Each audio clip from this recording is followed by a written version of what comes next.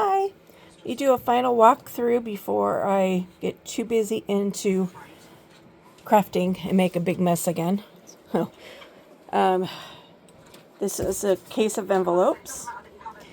This is overflow envelopes and file folders. I still have to set this up. This is new. It's a light box, portable photo studio. I take better pictures. But anyway, my signs.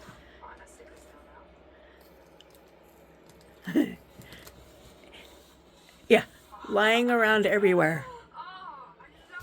Lying around everywhere. That's all craft stuff over there. Anyway, so punches, corner punches, edge punches, doily punch, painting supplies. Got to move these up off the floor finally. Mod Podge, gesso, acetone, and rubbing alcohol. That cabinet, or that up there, is like hardware. Stuff that I don't use often. Come over here. This bottom drawer is my granddaughter's. These are all her punches that she likes. My glue shelf primarily. This has rusty staples in it. I need to rust some more. And this cool stamp. Moving up, I've got plastic bags, tools, tape.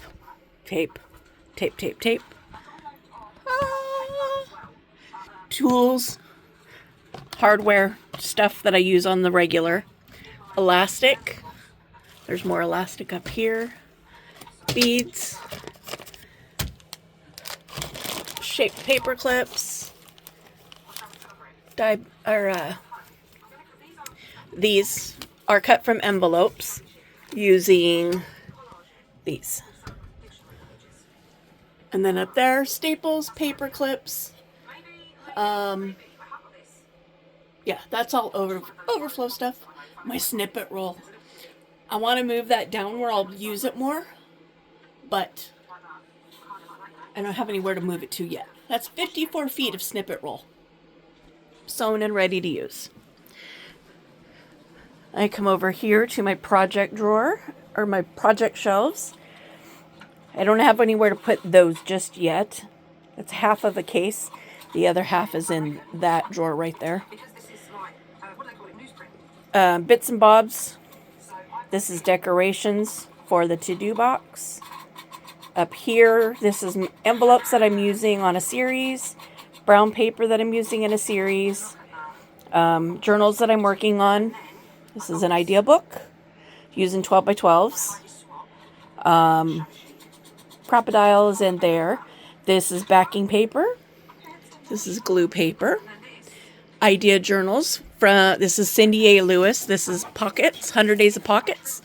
And that's for her 100 Days of Tags that starts day after tomorrow. And then this is another journal that I'm working on.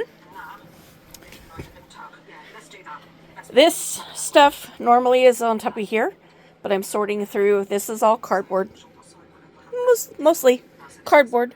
That honestly, when it comes to making journals, I've been saving these to make journals, but I rarely get in there. Usually I just go out to my burn pile out in my dining area and grab a box. Or using, something else. So I'm going through that, which is what this pile is. I'll get to that in just a second. So this area, still kind of I don't really have a place to put, like this round container of, it's paper edging that's been dyed, coffee stained, whatever. 12 by 12s, 12 by 12 paper pads is back in behind there. My die sets, I have sorted and organized these 3 containers. I never use these. If you have a Sizzix, you have a paper or a die cutting machine, and you want these, let me know. That's a alphabet set up here, this one, and then this is various shapes. Crazy cabinet. And yeah, I'm going to do that one off camera because that's a lot. But as far as the junk journaling goes. And this is all my embossing stuff. You can see my heat gun back there. Paper, sewing patterns. That's glue pages. That's glue gun. Don't remember what's in that. Don't remember what's in that. These are ephemera boxes. And this bottom one is my wax seals. Then I have 2 more ephemera boxes down there. My husband's going to try to get this working for me. Bought that specifically for a project, but it won't hold paper. You can just, when you slide the paper in and you can pull it right out. Whatever is supposed to grip the paper doesn't grip. This still has some 12 by 12 paper in it. I bought that off a marketplace and it was full of paper. A lot of that I actually used for my 12 by 12 series for this. Got a whole bunch of those little folios for sale in my Etsy shop, peaceandcues.etsy.com. If you want to check that out. I got these shelves or drawers organized. That's my sticker drawer. Those 2 down there, I'm not worried. That's my glue drawer. And that is scrappy fabrics. This is all fabric. All these journal covers I made. I'll get to those. This corner still is a little bit of chaos, but for me, it's organized chaos. This binder right here, I got it at an estate sale. It's Ranger Rig magazines from the early 70s. Yay, it's my childhood. Not cutting those up. I gotta figure out if I can scan some of those images and use them. If not, it'll just be an heirloom piece. I did organize these drawers on camera with you guys. Then moving over here, I have all these photo boxes that are all organized by subject. That's coffee dyed paper. Over here, I have beads on here. Glitter glue. Alcohol with mica paint. And then these are all buttons. Thread. And then calendars. More dyed paper. Just some various stuff. This is my paper dyeing rack and supplies. You can see all my pans down there. Excuse this mess. This is a pile of fabric that came from making those covers that I can use to make fabric ruffles, fabric flips, etc., etc. This is still my crazy fabric stack. This is all lace. I'm not even going to bother trying to organize that again because it doesn't stay that way. I'm not worried about this stuff being on the floor in front of those 2 cubbies because those 2 cubbies are my future cross-stitch kits. Could only work on one at a time. So all of the ones that I'm going to make in the future are in those 2 cubbies, so I'm not worried about covering those up. Felt drawer. This is a leg compression thing. My shoulder heat pad. That's my personal drawer. More fabric because it doesn't fit in there yet. I also have 2 rolls of fabric back there. Getting there. So I did all this organization on camera with you guys. Did all of this organization. Did all of this with you guys. And then we got over here. This is fairly organized already. My other container of stamps, my other drawer of stamps is out in the living room. But here's the rest of that paper. This is pieces of cardboard that I can use to make ephemera with. This is fabric strips. Packing material to make covers. Ribbon is down there. I have 2 ribbon in 2 places. I've got it there and then up here because these rolls are huge. And they don't fit in any drawers that I have. So they're going to be up in there for now. This is stamps. Like I said, my other drawer is out in the living room. This is also stamps.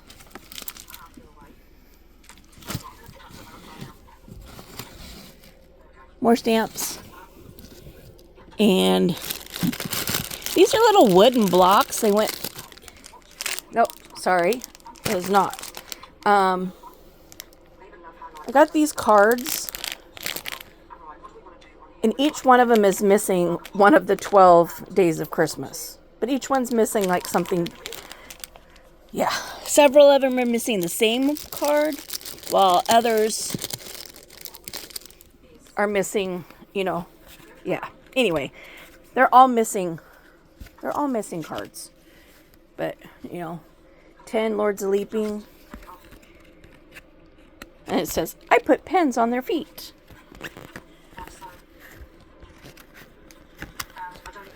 But they're glossy. You can see the shine. I don't know what I'm going to use them for. But each one of those bags also has, you know, envelopes. Which, as you saw, this is envelopes. That's envelopes.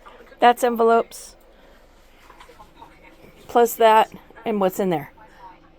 I don't have any room to put those yet. But they're brown and I like them. I keep forgetting about them though. But, so up here we have gloves.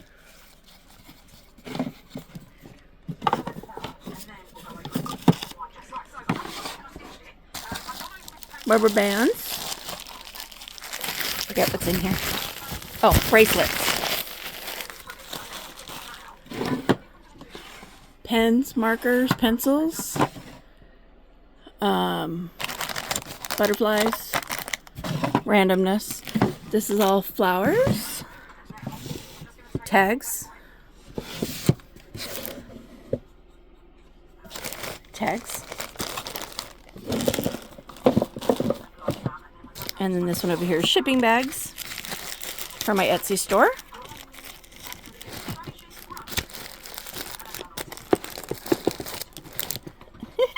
Which currently is not wanting to close very well, and I don't know why. Anyway, these are all of my masterboard books. Let's see if I just pull. So, these are all done up in masterboards. These are all done. This is the one I'm working on currently. Well, these two, actually. But I have all of these to do still. Fancy papers, like deli papers, rice paper is all in here. This is like copy paper that's been cut down into smaller pieces that I can use for like background, you know, background stuff. It's not quite a full page. And then this is dyed tissue paper. And then I have undyed tissue paper down there. I think that's it as far as that goes. But in going through this down here, I cut everything down into 6x9 and then 9 by anywhere from 1 inch to 3 inch for spines. The super thin paper, cardstock, like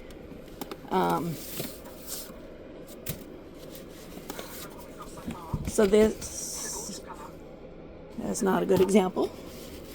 Like this one is 2 pieces glued together to make a thicker card because they're super thin. Like this one, you can see the blue there. This is 2 pieces from a Pepsi box. So by itself too thin, but makes a decent width when you glue it, 2 of them together. So going through that box, I initially got through made this stack of book covers. They have, like I said, they have various width spines. Some are 3, some are 2.5, some are 2. I haven't figured out what I'm going to cover this one with yet, because this is the back of it.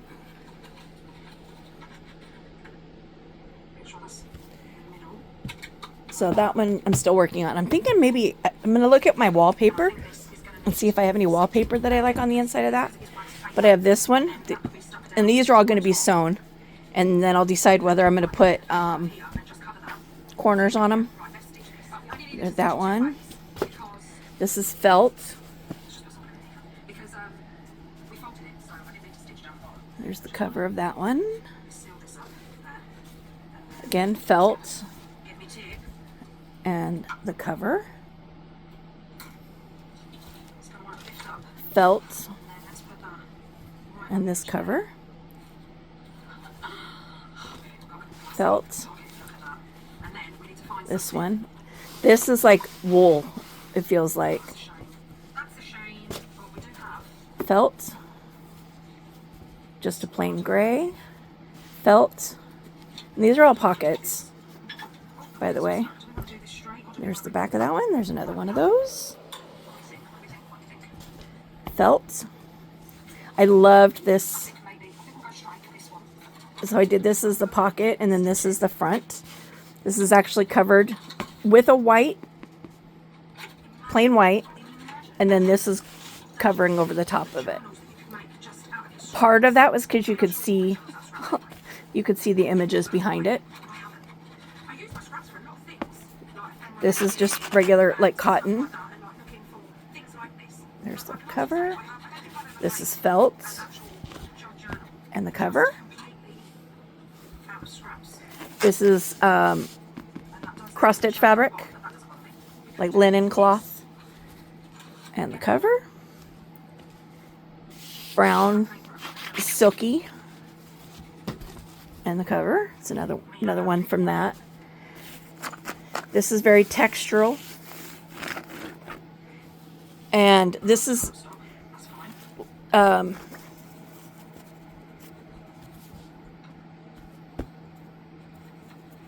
what's the word I'm looking for? Gathered fabric.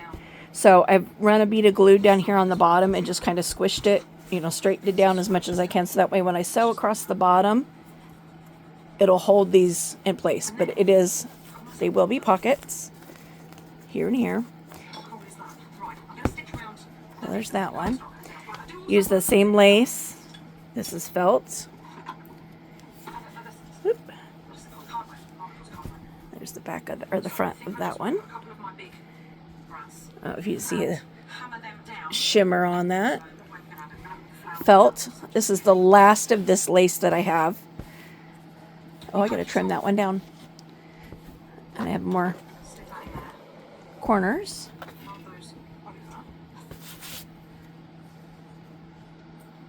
There's that one. This is I'm not sure what kind of cloth that is, but it's like what you would make a fancy vest out of, I guess. And these two are the same. So this is very velvety fabric. And same with this one. But you can see they're just ever so slightly different. But yeah, I love the feel of this. But this has been a process that started simply with going through that box down there, pulling out the thin cardboard that was right on top, cutting it down, and creating journal covers. So be looking for these. I'll be posting these up in my Etsy shop as soon as I get all the sewing done and get the corners put on. I have two different kinds. I have the kind that wrap around, which would be good for like this, where the corner didn't turn out so well. But I also have the kind that you just glue on the front. So we'll see we'll see when I get to that. But there is a final tour of my Craft Space Refresh 2026. And look, you can see my floor. Ah! Thank you, Kara Brandon. Thank you, Dana K. White, for yet another year of helping us contain our chaos. Talk to you later. Bye.